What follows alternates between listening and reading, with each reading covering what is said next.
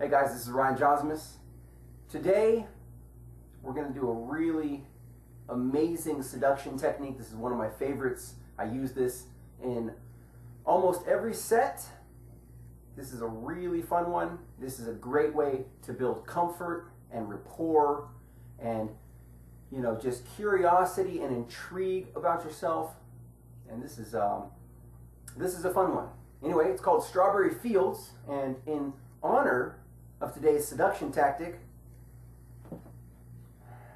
what do I got? A whole plate of strawberries. This is gonna be nice. I wanna just munch on these while I teach you guys. Right now, these are organic strawberries. I'm gonna put some organic sugar on the top, make it a special little treat. A little bit of whipped cream.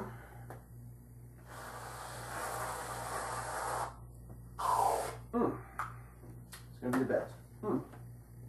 So, basically, let's try it out.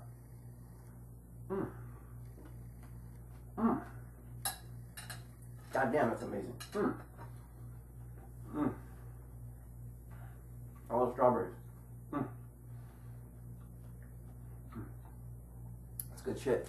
Okay, so this technique right here, if you're inclined to using the mystery method, this is something that you're going to throw in usually around probably C1, C2, maybe C3 if you forgot to throw it in C1, C2. You can use this after the entire seduction phase, after you've had sex with the girl. If you, you know, you're just having a conversation and you want to basically revamp that attraction, revamp some connection, some intimacy. If you're using the real game method, then it's going to be thrown somewhere into comfort. You can, again, you can use it after the seduction process too, just to revamp that attraction. But this is a technique that basically you're gonna use. Say this is around the phase. This is after you've got the girl's phone number. This is after you guys. This is probably on your first date, or what we call a day two, which is the continuation of a previous interaction. Let's say, you know, I went out last week and I was grocery shopping at the Whole Foods, and I walked up to a girl and I was like, you know, quick question. I was wondering, you know, where are the Quaker Oats?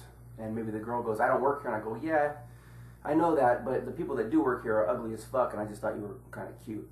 So, and then she starts laughing, and we talk, and maybe we exchange numbers.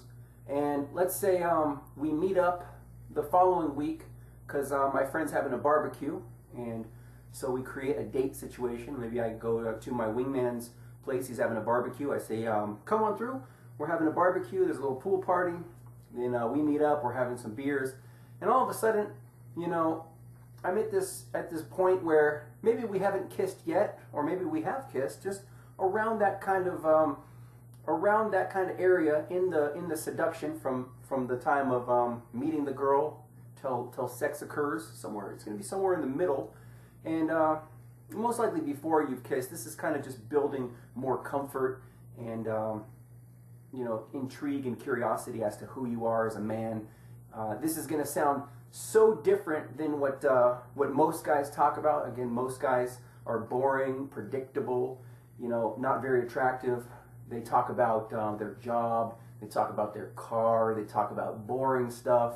You know, girls say, you know, or the guy will say, so what's up? So like, what you want to do? I just like to chill. You know, I work at McDonald's. Whatever, like boring shit that girls are not attracted to. And when you use a routine like this, the girl's really going to be like, wow, this is there's something really different about this guy. Like, you know, I want to know what he's going to come up with next. So anyway, you start like this. Imagine that you're talking, you know, you're going through this cycle of normal conversation after your previous routine, and all of a sudden you say, hey, oh, get this. Have you ever played Strawberry Fields? Now she's going to go, what's that? Like the song, Strawberry Fields Forever? Oh, that's a good one too. But no, it's a fun game. I'm going to ask you 3 questions, Now, I don't want you to tell me what you're thinking yet. I just want you to think about it in your mind. Okay, you ready? So the first question, first I want you to imagine a strawberry field. Okay, imagine like this could be as big as you want. It could be like all kinds of strawberries to the ends of the earth, or it could be just a small little strawberry field with a few little bushes or whatever. Can you see it? Don't tell me about it yet. I just want you to think about it in your mind. So right here, the girl's going to be thinking of this strawberry field. She's going to be seeing the green leaves and little red strawberries in her head. And now what you're going to do is you're going to add little images into this picture. So the first thing you're going to say is, okay, you see the strawberry field? Now, I want you to imagine a fence in front of it. It could be as big or as small as you want. Can you see it? And then the girl's going to go, yeah, I see it. So you say, okay, how big is the fence? Now, let's imagine she says it's 4 feet tall. Now, you as a pickup artist, what the fence represents is her aspirations in life. Now, some girls will say they imagine just a 6-inch tall fence. Some girls will say a 6-foot tall fence. And these are little cues. When she says how big the fence is, basically what this is implying, actually it's what you're going to tell her that it implies. Getting interesting now? You're going to, when you psychoanalyze her at the end, you're going to tell her that it represents her aspirations. What it really represents is how big the padlock is on her panties. How hard is it to get this girl to spread her legs? The smaller the fence, the easier it is that she's going to fuck fast. And the taller the fence implies that she may be a little more reserved. So promiscuous versus reserved. Anyway, and neither one is bad, but this is just going to give you a little insight into how intricate that your seduction is going to be. So let's just imagine that she says 4 feet tall. So at first you're going to go, wow, that's really good. I didn't see that in you, but Now when you do that little comment like that, she's going to go, what? And this is where you start kind of reeling her in like a fish, okay? And this is where you start building that intrigue and that curiosity. So you go, okay, next question. And you just go, wait, what do you mean? Like, no, I can't tell you that till the end. Now, let's imagine that you climbed over this fence, okay? So you have access to the strawberries. How many would you eat? Now, at this point, she's gonna basically say a number of strawberries that she would pick and that she would eat. Now, let's imagine she says 10 strawberries. She might say 20. She might say, oh, I'd eat as many as I could get. Or she might say, she'd eat like 5. So what this means is basically it's her sex drive, the level of her sex drive. So the girls that say 10, 20, or as many as you could eat, those are the girls that usually have a higher sex drive. So let's imagine she says as many as I can eat. You might want to say something like, oh, whoa, I don't know if I can introduce you to my mother now. Jeez, that's pretty good. And then she's going to go, what? Like, and again, reeling her in like a fish, okay? And so you're just sparking that tension and that curiosity and that intrigue, and she's like, well, where's this going? I don't understand what's going on here.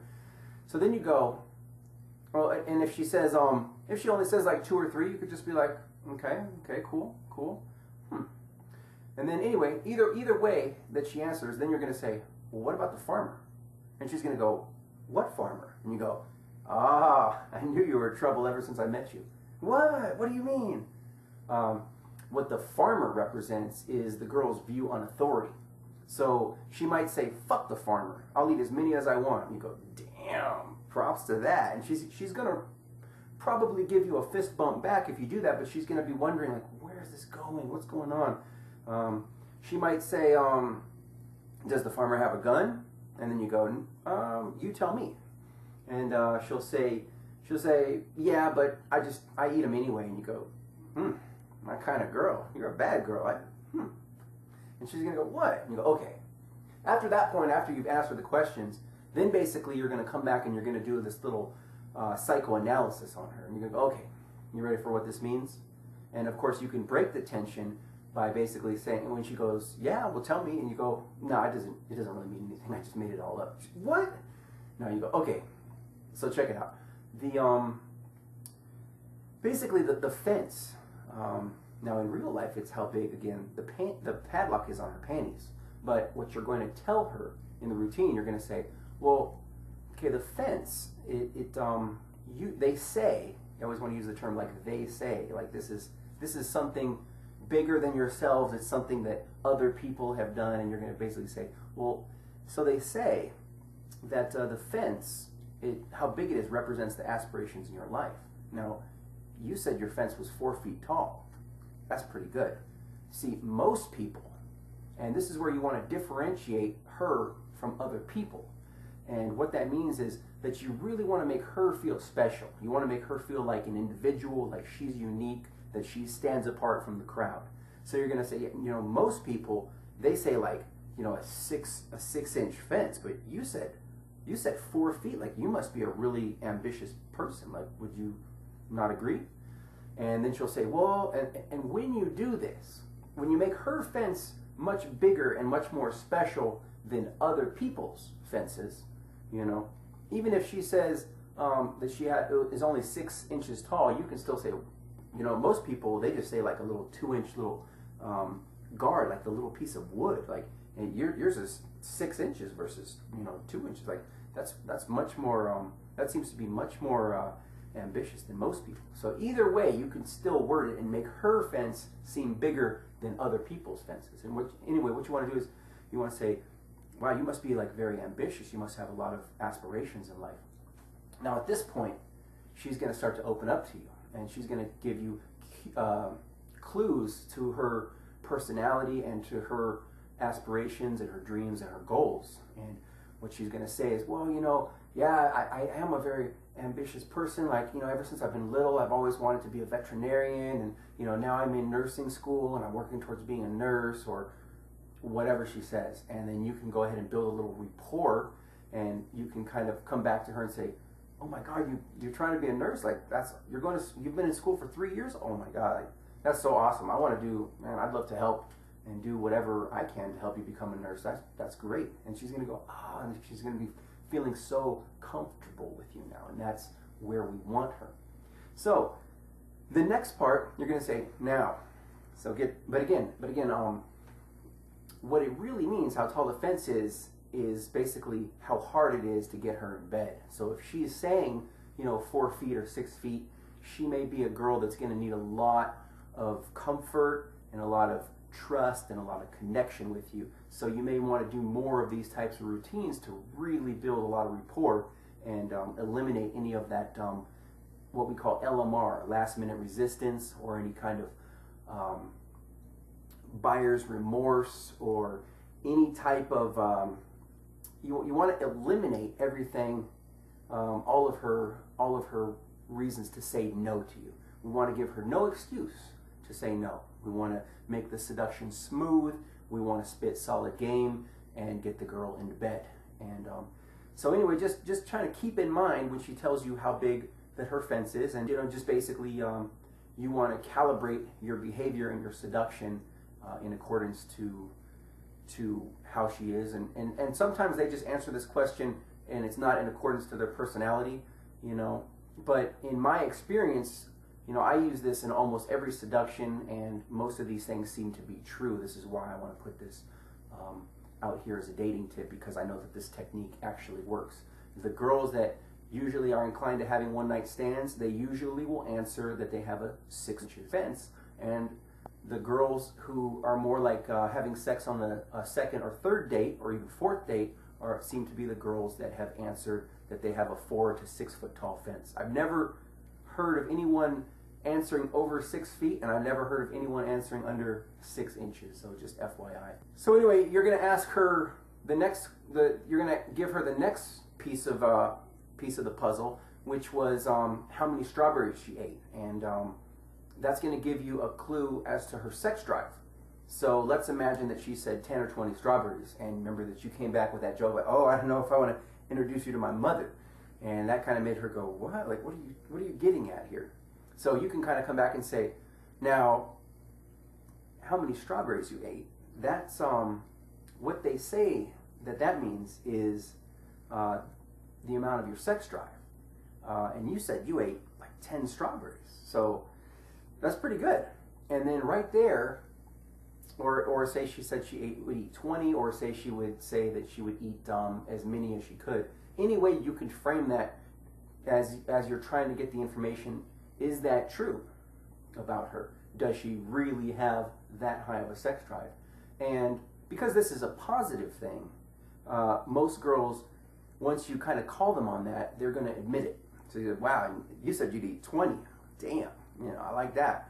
And then basically she's going to go, yeah, and then she's going to start basically giving you information about how she is in a relationship. Most girls that I've noticed that have ate 10, 20, or as many as they can, here's a quote from a girl that I used this on. Right after I had said that, I was like, wow, you ate 20 strawberries. That's pretty good. And she's going, well, I guess that's actually true. And I'll be like, nice, I like that, respect. And then give her a little fist bump. So I'm not being creepy. I'm not like, oh yeah, so you like to have a lot of sex? Maybe you and me? Nothing like that. It's just kind of like, respect, I like that. Because I have a high sex drive too. When I was doing this, when my friend told me about this, I ate all of the strawberries in my field. And she'd go, oh. And now that kind of cues her in that you have a high sex drive, and maybe you two are compatible now. She starts to, it's like you're planting those little strawberry seeds in the back of her head. So basically, she's going to kind of say, yeah, I when I'm in a relationship, like all I like to do is bang, bang, bang. And girls have told me exactly that. When they're in a relationship, they just like to bang, bang, bang. Or one girl I did this on, she basically said, yeah, like that's actually true. Like, I mean, if I'm with a boyfriend that I'm in love with, I would like to have sex like 5 times a day. And so this is going to basically start getting you to talk about sex, which is going to open up all kinds of other fucking avenues and after the routine is over. Because now you've started to discuss sex. You've started to discuss each other's sex drives. This is going to lead you in after the routine into opening up more conversational threads about sex. And that's another reason that this routine is so amazing. Now, the next step is the farmer. And you say, now the farmer, they say that the farmer represents your view on authority. And you were like, what farmer? And then she's going to go, well, yeah, fucking like. And then at that point, you can kind of start seeing like how much of a bad girl she is. You can say like, so, when you were younger and your parents would tell you, that you were grounded, are you the type of girl that would like sneak out and be like, fuck this shit? Or you can say something like, so are you the type of girl like, maybe we're like 6 months from now, we're driving around and you're kind of planting these images of you two being together 6 months from now, like it's a normal thing, which opens her up to the idea that, oh wow, this guy may be open to commitment into a relationship, anything like that. So you could say, wow, like, so let's say you and I, we just happen to get along. It's 6 months later, and me and you were driving around, and a cop pulls you over. You see him in the rearview mirror. Are we going to be like Bonnie and Clyde and just take off? Now, is that going to happen in real life?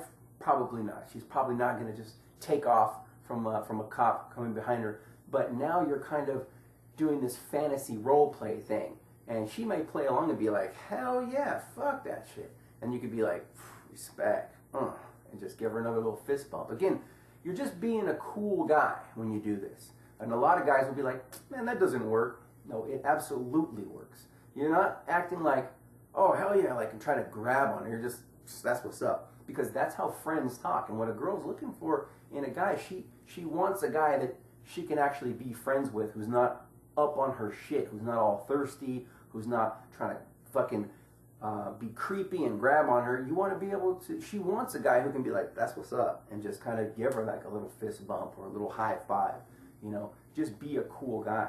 Anyway, after you do the farmer thing, at this point, then you can basically go into possibly the story of how you first heard about this, to transition out of the routine and back into normal conversation. So you might want to say, it's a crazy story, right? A little strawberry fields, and she'll go, yeah, that was pretty cool. So then you go, yeah, it was fucking weird because, you know, I was just searching through YouTube and I saw this guy and he was talking about it. I thought it was kind of funny.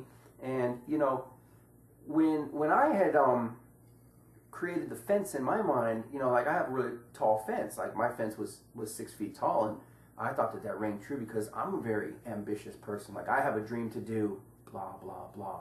And now she's got this trust and pour going on, and because she's been through the routine too, there's another sense of connection and commonality, and this gives you a great way as a guy to start conveying some of your personality. When you say, yeah, my fence was 6 feet tall and I have a dream to do this, it's going to set you as a very ambitious guy with a lot of big aspirations and dreams, and this is very, very attractive to most women. Women love a guy who's ambitious, who has a lot of stuff going on in his life. This can lead you to saying something like, yeah, you know, my fence was this tall, and and it's crazy because ever since I was a kid, I've always dreamed of doing blah, and now here I am, 3 years later, whatever, and I've been working on this thing, and now I'm at this point, and I think next year I'm going to be here, and now you're just building identity. You're just grounding your identity more firmly, and she's like, wow, this guy's got a lot going on. She starts seeing that fence in her mind, like, oh, wow, like, wow, this guy's so amazing, and he's got all this stuff, and it's going to set you as the guy to choose amongst all the other guys out there, okay? And you can talk more about sex after that, because now that can of worms has been opened up, that conversational thread has begun, then you can basically take this to wherever you want. Now, after that, you're going to transition out of the routine back into normal conversation, and then you can go into another routine, possibly the routine, the cube that we talked about. You can go into any other 5 questions game.